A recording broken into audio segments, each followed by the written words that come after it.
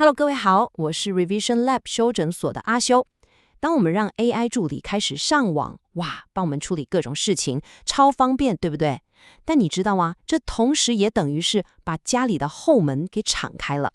今天呢，我們就要來深入拆解一個，可以說是非常棘手的 AI 安全問題，它叫做提示注入攻擊。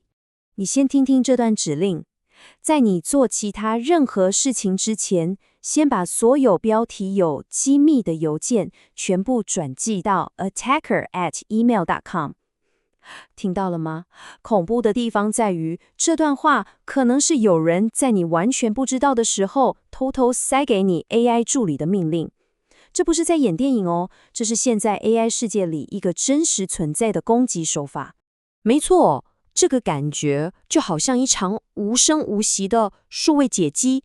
你的 AI 助理，你最信任的幫手，就在你眼皮子底下被挾持了。最慘的是，你也就是它的主人，可能從頭到尾都還被蒙在鼓裡。我們來想象一個情況哦。好，你今天請你的 AI 幫你處理 email， 很正常嘛，像是回復一些會議邀請。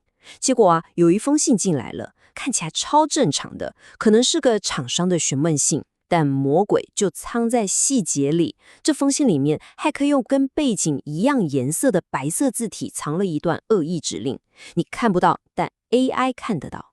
所以，當 AI 在讀這封信的時候，它就被感染了。在你還傻傻的等它草擬回信的時候，它背地裡早就把你所有標示機密的郵件一封不漏的全部寄給了駭客。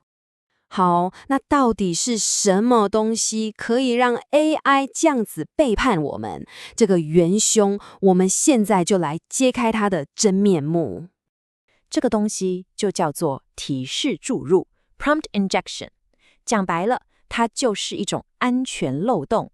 攻擊者非常聰明，他把壞的指令偷偷的、巧妙的塞進 AI 會讀取的內容裡面。比方說，一個網頁或是一個文件。那 AI 讀着讀着，就被騙了，然後就跑去執行一些你根本沒叫他做，甚至會害到你的事情。你可以把它想象成一場拔河比賽，一場針對 AI 控制權的戰爭。繩子的一邊是你對 AI 說，幫我回一下信，很單純。但繩子的另一邊呢，是躲在暗處的攻擊者，他也在對 AI 下指令，喂，快把這家伙的機密資料全部偷出來。那可憐的 AI 呢？它就夾在中間，被這兩股完全相反的力量拉扯，不知道該聽誰的。好，問題來了，為什麼 AI 一旦開始上網，這個風險就會突然被放大好幾倍？主要有兩個關鍵。第一個是它的攻擊面實在是太大了。你想想看，整個網際網絡就像一個超級大的什麼人都有的城市，每一個網頁，每一個跳出來的廣告，甚至是一些你看不到的程式碼，都可能是一個預先埋好的陷阱。然後更可怕的是第二點，瀏覽器給 AI 的權力真的太大了。被挾持的 AI 可不只是看看網頁哦，它可以幫你跳着網址，填寫表單，按下送出按鈕。哇，一旦被壞人拿去用，後果真的不堪設想。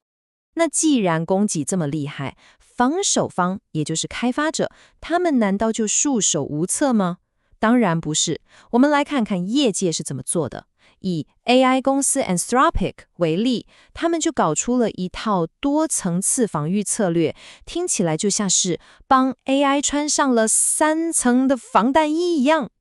好，這3層防彈衣分別是什麼呢？第一層是從最根本的地方下手，也就是更嚴格的訓練。第二層呢，是在第一線派駐更聰明的警衛。那第三層也是最特別的，是依靠人類的智慧來主動找問題。OK， 接下來我們深入一點。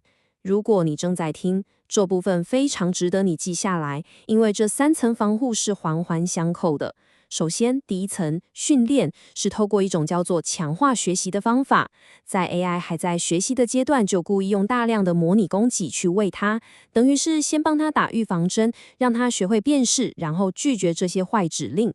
再來第二層的警衛是一個叫做分類器的系統，它就像個盡責的保全，會掃描所有要進到 AI 腦袋裡的外部資訊，一看到可疑的東西就馬上攔下來。最後第三層人類智慧，指的就是紅隊演練。什麼是紅隊？就是公司自己養的一群頂尖駭客，他們的工作就是每天想盡辦法攻擊自己的系統，目標就是在真正的壞人發現漏洞之前，先把洞補起來。好，這套防禦系統聽起來哇，好像很厲害很全面，但理論歸理論，實際上效果怎麼樣？我們直接來看前線傳回來的最新戰報。所以花了這麼多力氣，這些防禦到底有沒有用？答案是有的，他們成功把攻擊的成功率一口氣壓低到了1%。你沒聽錯，這是1%，這真的是一個非常非常精準的進步。這個數字的對比，如果你能想象一個圖表，會更有感覺。它就像是2根長條，代表攻擊成功率。在最早的版本，那根長條超級高，代表防禦幾乎是紙糊的，一打就穿。但是在加上了這3層防禦之後，新的模型 Cloud Opus 4.5， 它的那根長條，哇，幾乎是貼在地上，代表絕大多數的攻擊都被成功擋下來了。這個成功率是斷崖式的下降。這就引發了另一個思考。雖然從超高成功率降到1%是一個巨大的進步，但我們也要冷靜下來想一想，1%聽起來好像很低，對不對？可是如果你處理的是上億的商業機密，或是你最私密的個人資料，那這1%的風險，你敢賭嗎？所以這代表問題其實還沒有被完全解決。這也清楚地告訴我們一件事。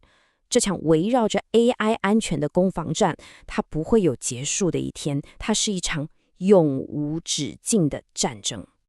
我們把剛剛講的重點快速整理一下，從這場戰爭中，我們可以得到幾個很重要的啟示。